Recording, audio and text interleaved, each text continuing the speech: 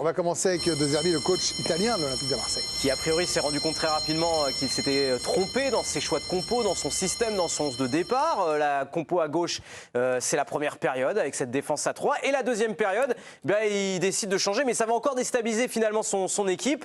Balerdi a remplacé Timothy Weah, on est repassé à une défense à 4. Mais voilà, quand on fait le bilan de Roberto De Zerbi, ça c'est plutôt positif. Coach à deux visages. Premier coach à remporter 3 de ses 6 premiers matchs avec l'OM en Ligue des Champions depuis un certain Roland Courbis en 1999. Et les équipes de Roberto De Zerbi, ça c'est le moins bon, ont encaissé 2 buts lors de 5-1 de ses 6 derniers matchs à l'extérieur en Ligue des Champions. Bon, on va regarder vos appréciations sur Roberto De Zerbi. Qu'est-ce que vous me dites sur le coach italien? Coaching gagnant pour Raymond Domenech. Doit mieux faire pour Olivier Rouillet. C'est génial.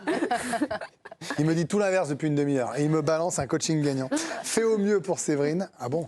Et passable pour Loïc. Alors Loïc, bon, vous n'avez pas pu parler sur l'OM parce qu'on avait le timing, mais vous allez pouvoir, je l'imagine, jumeler les deux, donc ça tombe plutôt bien. Parce que pour vous, il est un peu héros ou coupable hier? Coupable, à 100%. Il est coupable depuis le début de la saison. Oui, les points en Ligue des Champions de l'année, c'est plus qu'honorable pour le... Oui, 9 points, ils vont se qualifier. C'est top. Mais il le fait parce qu'il a un effectif qui est bien meilleur que ses prédécesseurs et parce qu'on lui offre depuis plusieurs années un effectif à l'OM qui est de très grande classe. Je pense qu'on ne se rend pas compte aujourd'hui de l'effectif qu'a l'Olympique de Marseille par rapport à la concurrence en France et même pour certains au niveau européen. Maintenant, je trouve qu'il ne fait jamais progresser son équipe collectivement. Les joueurs, il y a des moments où ils ne savent pas comment se positionner. Quand ils sont défenseurs centrales, des fois ils sont à gauche, des fois ils sont à droite. Timothy Weah, il a fait 4 postes différents. Le système tactique, on parle de Luis Enrique qui change beaucoup de choses. Mayoulou, il a fait 4 postes différents. Oui, il change tout, sauf le système. Le système et la manière de jouer, c'est toujours les mêmes. Il change les joueurs de poste, il dit vous devez être capable de changer de poste, mais la manière de jouer, c'est toujours la même. De Zerbi, on est incapable, à part la sortie de balle derrière, on est incapable de dire De Zerbi joue de cette manière, toujours de cette manière. Pêché au piston, par exemple, hier. Nous, on s'est posé la question, quand on voit la compo, on se dit, il sort Pavard, il sort Balerdi du 11.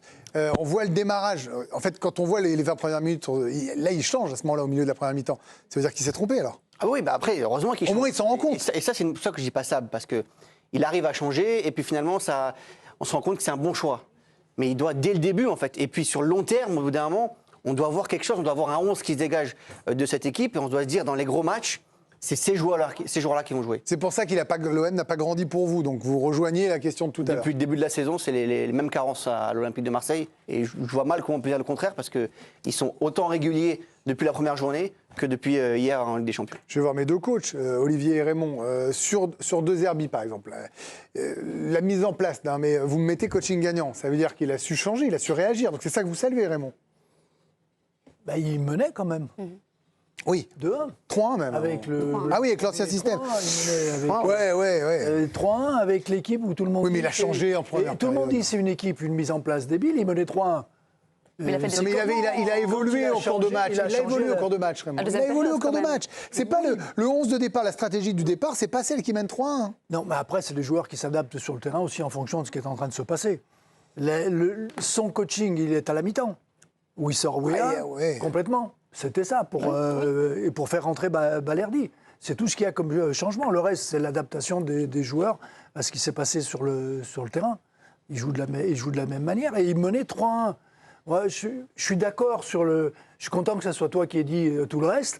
Bien pour ça. Voilà, c'est mieux, mais c'est vrai qu'on ne sent pas, et depuis on nous a vendu, quand il est arrivé De Zerbi, c'est une manière de jouer, c'est un style, c'est quelque chose. Oui. Et depuis le début, on se dit, on cherche. Mais il a fini 2e du championnat l'année dernière. Il joue la Coupe d'Europe. Il a 9 points, il peut se qualifier.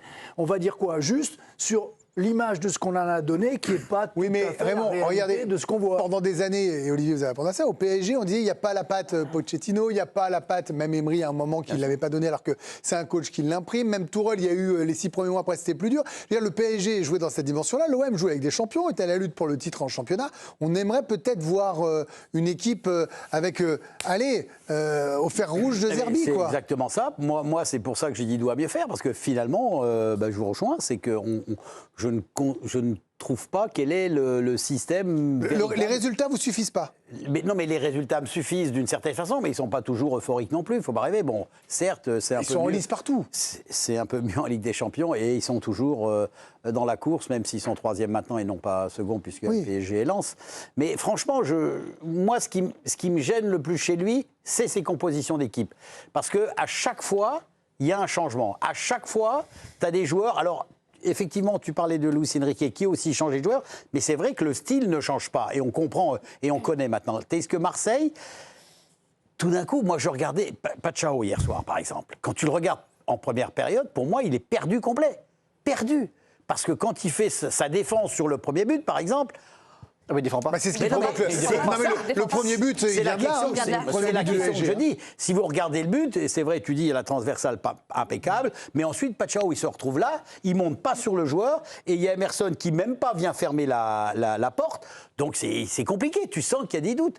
Le milieu derrière, à un moment, on pensait qu'avec Balerdi, Pavard, ça allait Pavard-Aguerd, pardon, ça allait se stabiliser. Et ben pour des raisons que je ne connais pas, mais on sent que Pavard avait un petit coup de mou en ce moment. Et il le sort, il transforme encore son système. Mais franchement, il y a un petit peu de réussite, tant mieux pour lui. Mais franchement, moi, je ne comprends toujours pas quel est le style de l'Olympique de Marseille. Allez, on va passer en attaque. Ça sera pour vous, Séverine, en attaquant avec Mason Greenwood. Oui, enfin efficace, parce qu'on va vous le montrer. On a réactualisé le tableau, vous savez, le ratio tir-but en Ligue des Champions pour Mason Greenwood. Mais là, il a marqué son petit doublé. Sur les 2 tirs cadrés qu'il a eu, beaucoup d'activité. Il a passé des dribbles, il a remporté des duels. Il a eu la note de 8 sur 10 dans le journal L'Équipe. Mason Greenwood, qui est le deuxième joueur qui tire le plus. Bon, il n'est plus à un but désormais, il est à 3. Et on peut s'en féliciter qu'il ait trouvé de l'efficacité. On va écouter Geoffrey Kondogbia et Geronimo Rulli qui l'ont encensé après la rencontre. Mason, il faut se dire la vérité, c'est notre joueur phare sur le côté offensif. C'est quelqu'un qui sait débloquer des situations. Il a cette faculté-là, donc c'est à nous de le mettre aussi dans des bonnes conditions, aussi bien tactiquement que psychologiquement. C'est un des meilleurs de l'équipe.